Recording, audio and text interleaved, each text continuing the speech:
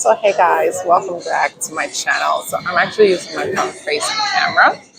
I was replaying, like how you do a year in review of your I guess my channel. I'm looking at like a year in review and just going through videos that are doing well and videos that are not doing well. All this to say is that I tend to go back, analyze, realize what's working, what's not working, pivot. That's just been my life. So I've done that on my videos. So going back and I'm realizing certain topics that do well and certain topics that don't do well. And it's funny, the topics that I don't expect to do well, do well. And then the ones I put like my heart and soul into it, don't do well. So that just teaches me that, okay, just put your best, be yourself, basically, because the videos that did well were the videos that I was just being myself. I was not even trying to sit stoic, try to come up with a topic, it was just free flowing. Growth is measured through a series of actions, through a series of events, through a series of just things. You measure growth by looking back and then looking to your present situation and then looking to the future to where you need to be. So I measure growth from the past, like how the past and present, how well am I doing now? What have I matured in? Like how am I handling things now versus before? Right now at this current moment, I've grown tremendously. And I say that because I was looking at myself, even just a year ago, where I've come from a year ago. I am now stronger. I'm now more assertive. I'm now more less willing to bend for people, less willing to dim my light for people. So I'm realizing that because people go through things or treat me a certain way, it's not a indication of who I am as a person, right? It just speaks of who they are as a person and what battles or what demons they're fighting and what they're transferring to me. I'm a Christian. I love Jesus. And I do believe that we're all spiritual beings. And I do believe this is sidetracking from the growth thing, but just going with that angle of just when people project, when people point, or when people do stuff to you, you shouldn't take it too personally because it's an indication of where they are currently. So I say that to say I'm a Christian. I believe we're all spiritual beings. And I believe that, hopefully you guys can hear me. I'm inside Starbucks. The one in my neighborhood has been renovated, so it looks really nice. And I'm like, okay, this is my new, I can come here and do work when I want to. But all this to say, I keep sidetracking, but just to say that, well, spiritual being. And we have to realize that when somebody is behaving in a way that they're not supposed to, right? Let's just say that. Just know that sometimes the spirit can be living in them. So I don't want to go down that road, but we all carry spirits. It is the reason why when you meet somebody, you feel like you feel something because your spirit recognizes something in them. And if you're carrying the Holy Spirit, He speaks to you, you have discernment. He speaks to you and He tells you, be careful, tread carefully. Oh, this one is safe. Like you hear the Holy Spirit guiding you. But when you don't have the Holy Spirit in you, you still, as even a mere human being without a relationship with Christ, you still feel something in your body because we're all spiritual forms. We all see each other spiritually. Before even somebody opens their mouth, well, if you're walking with Christ, you already tell who they are. Some people don't have discernment, but that's a sidetrack. Going back to the topic of growth. I have grown so much and I'm proud of myself, but growth is the fact that growth happens when you basically a growth starts to happen when you basically acknowledge areas of shortcomings in your life and then you work on them, actively work on them. That's when growth happens. Now you can't grow when you don't acknowledge a shortcoming or a problem. There's no way, because if you don't realize there's a problem or shortcoming, how do you then work on that problem or shortcoming? So growth first happens from realization of that. And then after that, then we go into growth. What, the steps that you need to grow, what do I need to do? So say, for instance, example, an area of shortcoming for me was public speaking, speaking out loud, just letting my voice be heard and speaking confidently. Like even if I'm talking, just speaking confidently, knowing that what I have to say matter. That was my area of shortcoming. So when I realized that, it was like, okay, it took therapy. It took therapy sessions to help me realize that too. Encouragement from like I call them my day ones, people who like have my back unconditionally. It took support from them to just like realize that what I have to say does matter.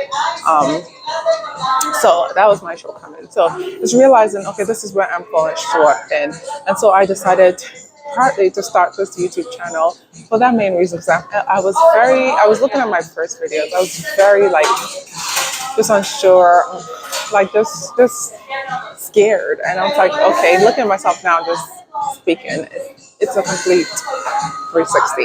But that was my choice. So I recognized that, and I was like, okay, what can I do to practice or to get myself in the public arena speaking, and not just speaking, but speaking about things that will help people, or will help my daughter, or will just things that will encourage and help people. What can I do? How can I get myself out there? Because in my real life, I'm an encourager. I have the gift of encouragement. I'm super. I realize that, and also I have the gift of influence. I realized that at a young age. I'm also very discerning.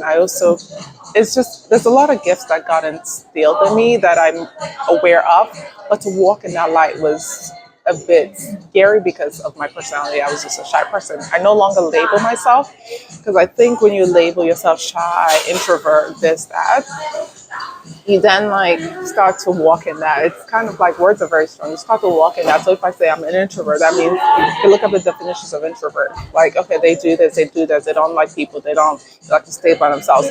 And yes, some of those things are true about myself, but at the end of the day, God created me to do more, to serve his purpose. And so I think realizing that, yes, I have some tendencies, right, that can lead to introverts, like being an introvert. I'm not totally under that label, right? So even if I don't like being around people all the time, sometimes, yes, I like being around people, even though I don't like talking and going out and socializing.